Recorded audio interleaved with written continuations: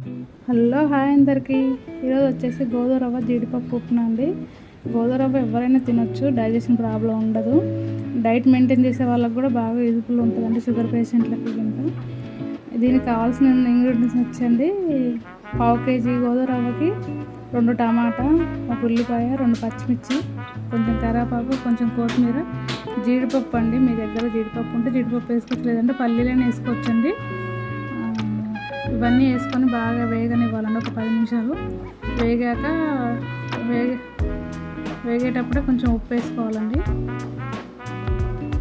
వేగాక 2 glass water అండి.